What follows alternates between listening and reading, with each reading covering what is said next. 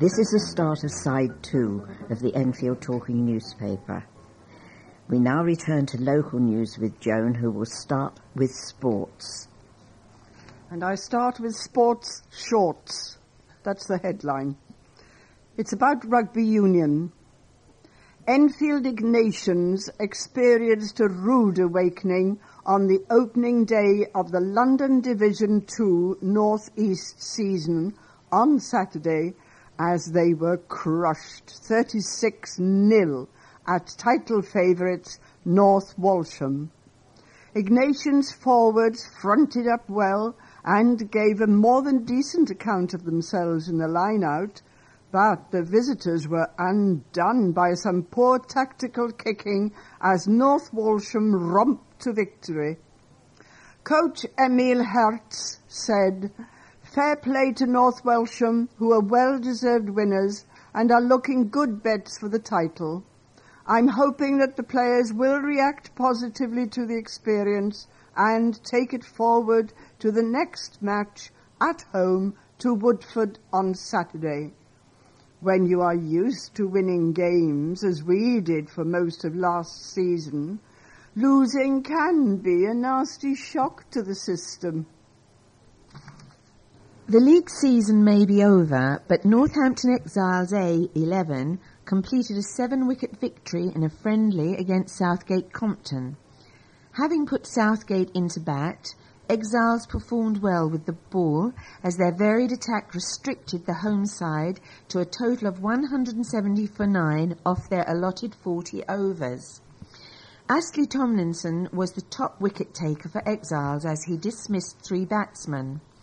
After Northampton lost a couple of early wickets, Nikesh Shah came to the crease. Alongside captain Richard Cashman, the duo put on a partnership of 150 for the 3rd wicket. Shah struck an impressive 106 not out, while Cashman fell just 1 short of his half-century on 49. However, Shah finished the job with 6 overs to spare as Exiles recorded victory. Moving on to hockey. Southgate twice came from behind to secure a 2-2 draw at Loughborough Students on the opening day of the season in the Premier Division of the English Hockey League on Saturday. Owen Dolan Gray gave the hosts the lead inside the first minute, only for George Scott to level the scores 20 minutes later. Dominic Bowden restored Loughborough's advantage early in the second half, but Southgate again hit back, and Matthew Grinsham's strike following a 57-minute penalty corner ensured that the points were shared. Southgate host Hampstead and Westminster at Trent Park on Sunday at 2 o'clock. Manager Steve Newing admits that Enfield Town were taught a lesson in what it takes to be successful in the Ryman Premier Division on Saturday when they suffered a 2-0 defeat at new league leaders Margate. The hosts, who replaced Hampton and Richmond Borough at the top as a result of their victory, took control of the game in the first half through goals from Carl Rook and Tommy Murphy. And although Town enjoyed good spells of possession in the second period, they were unable to find a way back into the match as they slumped to their 3rd loss in 4 league games. These are the sort of games where you find out there is a bit of a gulf in standard between the top of Ryman Division 1 North and the Premier Division. Newing said, "Margate are the best side we've played so far, and I expect them to be up there challenging at the end of the season. We certainly weren't disgraced. They were by far the superior side in the first half, but we created 2 very good chances and 3 or 4 other opportunities." Now here's to what's on, and there's only one little thing I've got to read to you here. It's from the Southgate Comedy Club for Friday, 28th of September.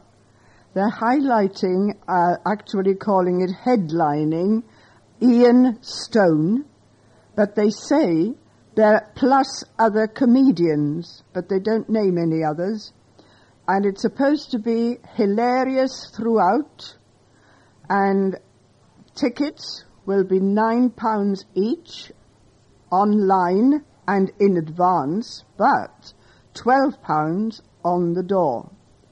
So the important bits that you need is that it's the Southgate Club, Crown Lane, N14 5BP, and the phone number 0208 886 1617. And this is a note of a meeting. Its members of the public and staff are invited to attend the meeting of the joint boards of NHS North Central London to be held in public on 27th of September 2012 at 2 p.m. in the Friends House, 173 Euston Road, London, Northwest 1 2BJ. Copies of the agenda and meeting papers will be available at www.nci.nhs.uk.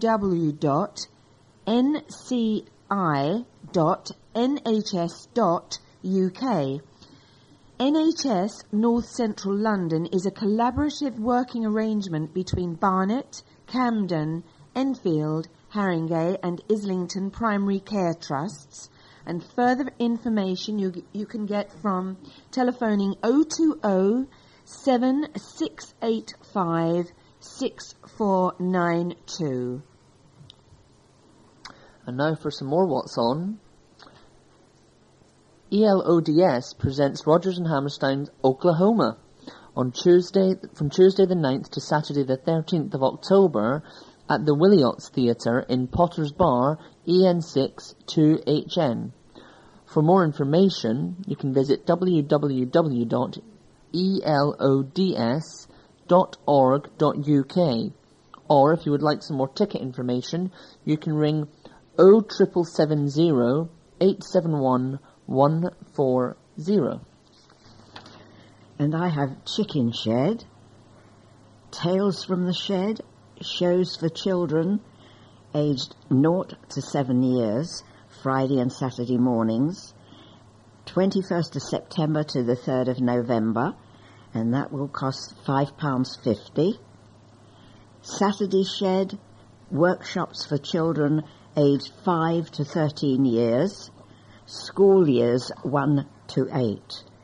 And the date of that is 22nd of September to the 3rd of November. Tickets £6, but it's 25% term discount.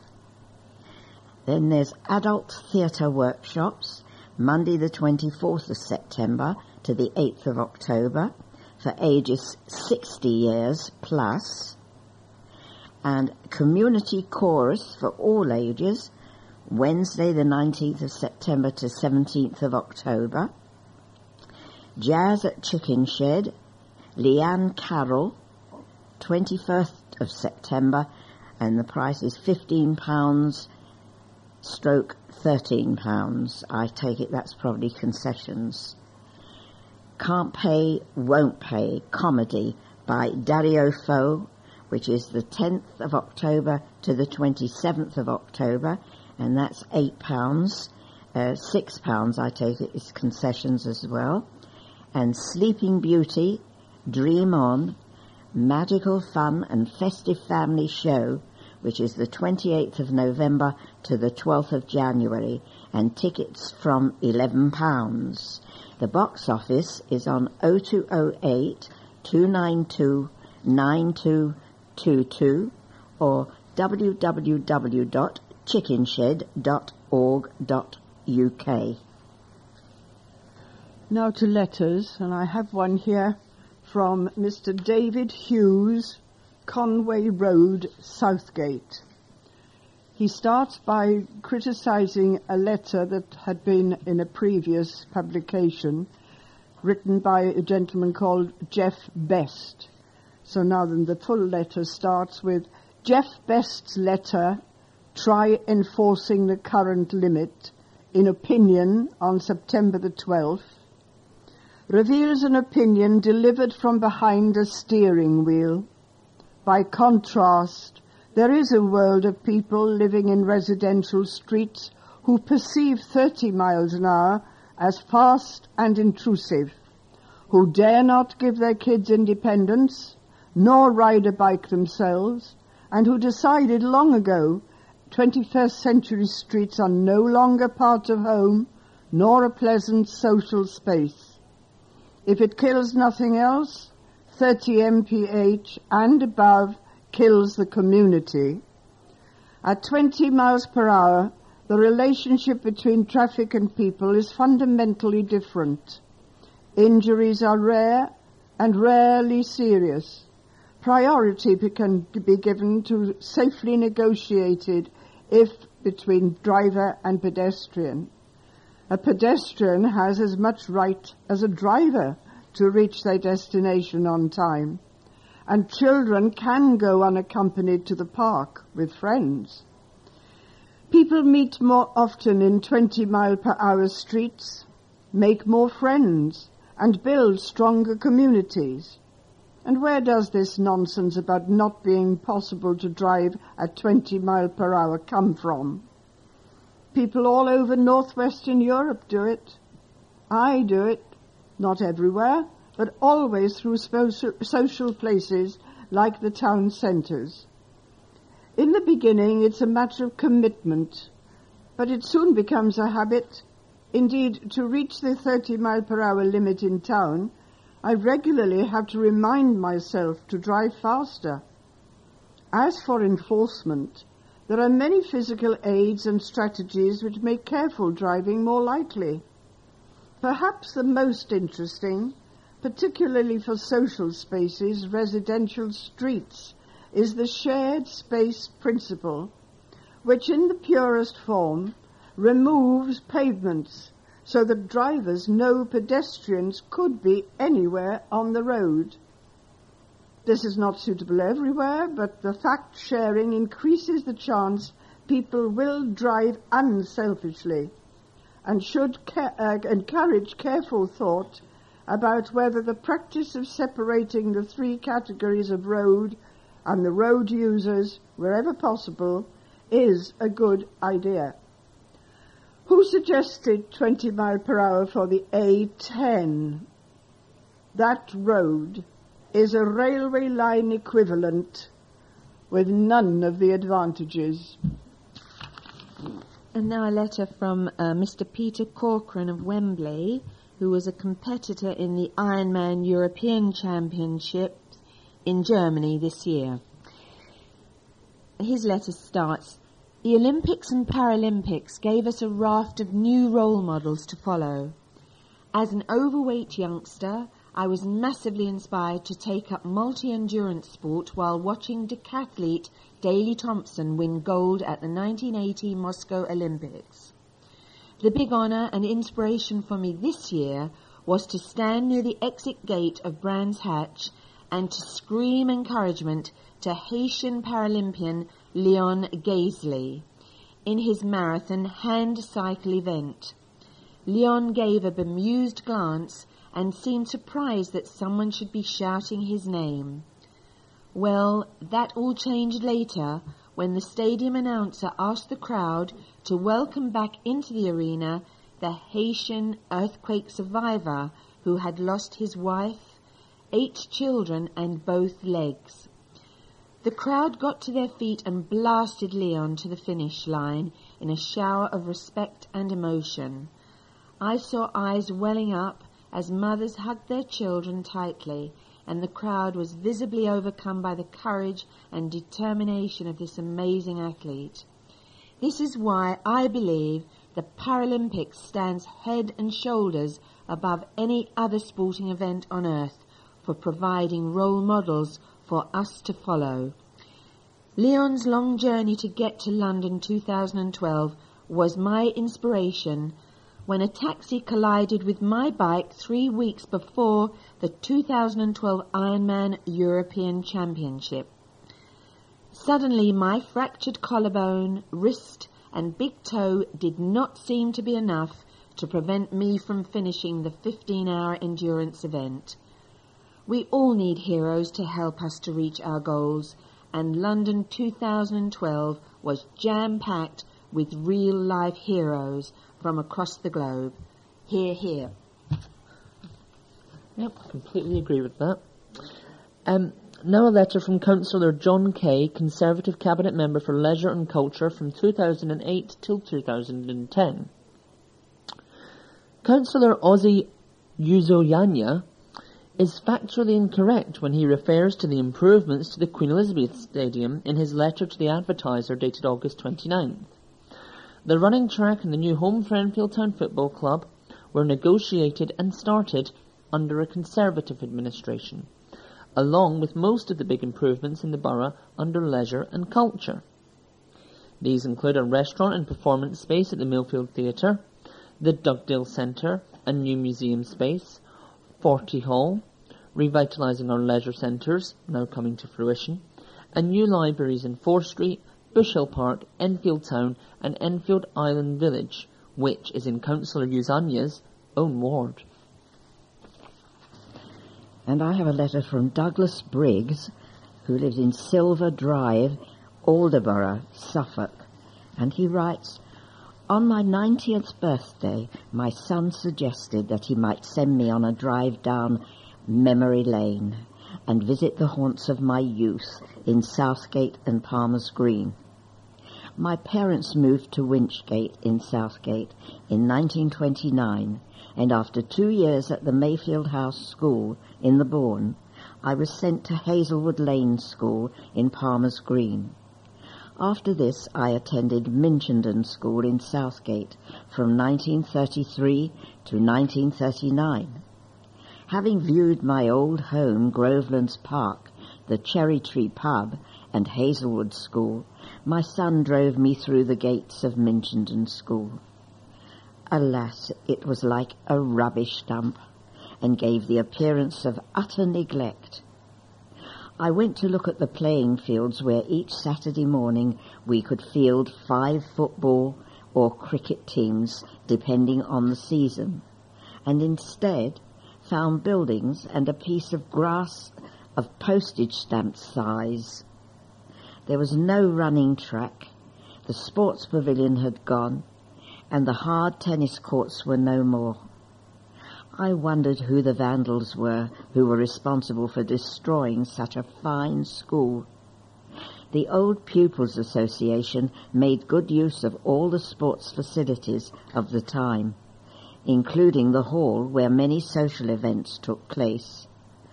I write to you in the hope that there is some viable information, and also to voice a protest at this vandalism."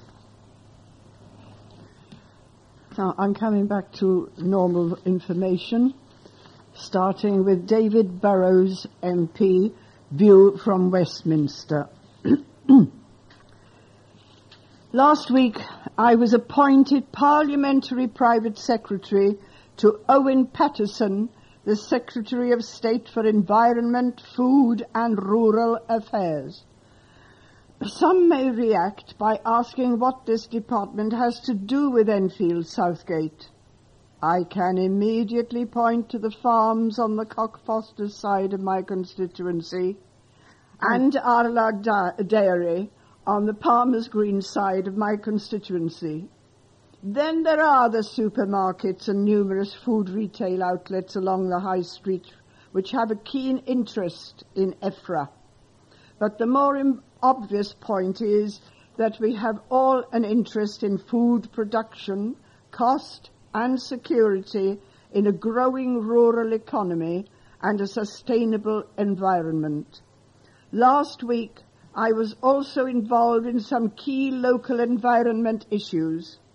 I met the newly appointed Transport Minister, Simon Burns, to make it clear that lessons need to be learnt from the environmental vandalism caused by Network Rail in Winchmore Hill and Grange Park.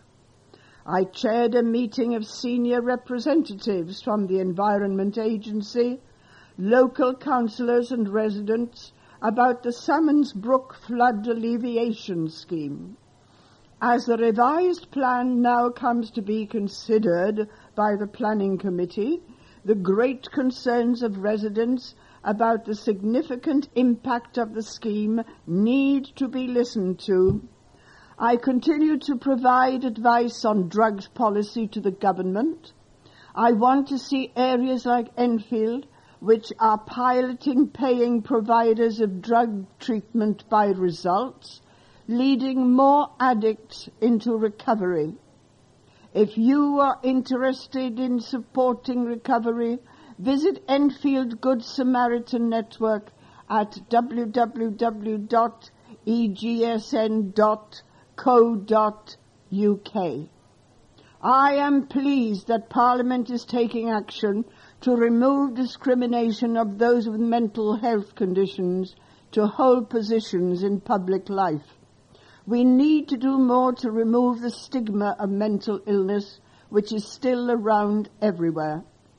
On October the 12th, Rethink, which runs the Recovery House in Green Lanes, is organising a local health walk with mentally ill people who are receiving supported housing. After the walk, I am holding an advice surgery dealing specifically with mental health issues.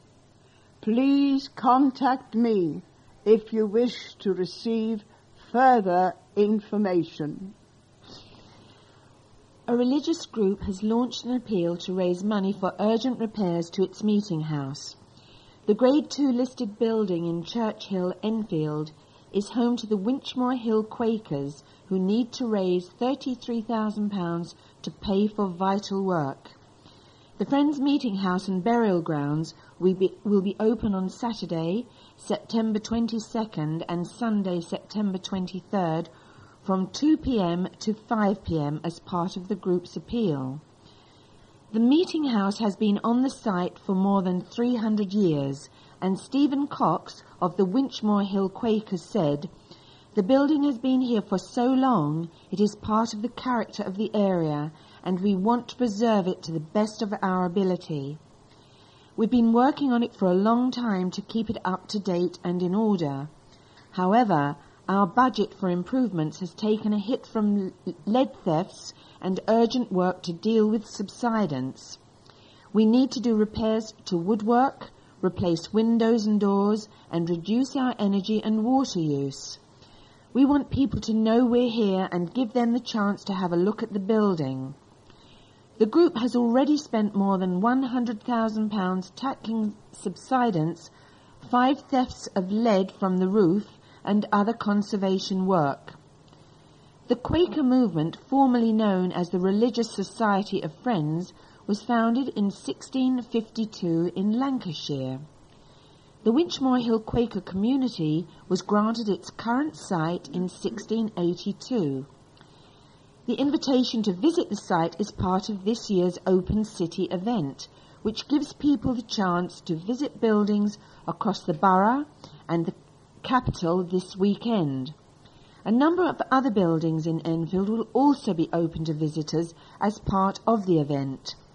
They include the Chicken Shed Theatre in Chase Side, Southgate, Enfield Town Library in Church Street, the King George V Pumping Station in Swan and Pike Road, and Kingsmead School Theatre in Southbury Road.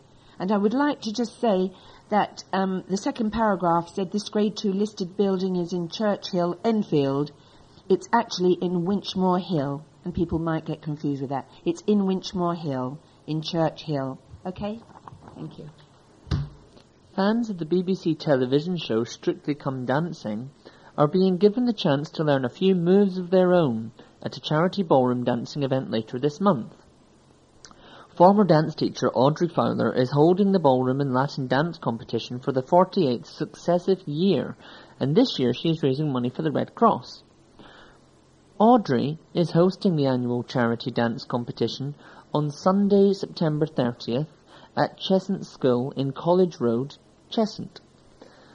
The former professional ballroom dancing teacher said, "If you enjoy ballroom dancing and want to support the British Red Cross, do come along. People of all ages and standards can enter the competition, and all donations, no matter how small, are very welcome. I have been organising the competition for 47 years, and the proceeds have gone to different charities every time. This year, Audrey approached the British Red Cross, where she gained a first aid qualification many years ago, and the charity will be running a stall on the day. Entry to the competition costs £10 for children and £12.50 for adults. Contestants will be awarded points by professional judges from across the country in different categories, ranging from beginner to intermediate to championship standard. Doors will open at 9 a.m, and junior contestants are expected to hit the floor at 10 a.m. Having hosted the event at Oasis Academy Enfield in Kinetic Crescent for the past 3 years, Audrey struggled to find a venue before managing to book Chestnut School, where she last hosted the event in the late 1990s. Previous dance competitions which Audrey has organised have raised money for cancer research, the British Heart Foundation and Oxfam. A man has been jailed for keeping a loaded gun on a shelf in his living room. Ben Ashley, 23, of All Saints Close, Edmonton, was jailed last Wednesday at Wood Green Crown Court for keeping the weapon illegally. He was arrested on August the 20th at his home, where police found the firearm containing 9 rounds of ammunition on a living room shelf. A further 2 rounds of ammunition were discovered in a black plastic bag. On August the 29th, Ashley pleaded guilty to possession of a firearm without a certificate and was sentenced to 5 years. He was also sentenced to 5 years for being in possession of ammunition without a certificate. Ashley also pleaded guilty to receiving stolen goods and passports. He was sentenced to 6 months in jail. All the prison sentences will run concurrently. We have reached the end of our programme for this week, so from the team of Joan, Rod, and myself, Lilian, with Cassandra and Colin on controls. And it's goodbye. bye-bye. Cheerio. Please remember to turn over the address label in your postal packet and return the packet to us as soon as possible in readiness for the next edition. The Enfield Talking newspaper will be with you in 1 week's time.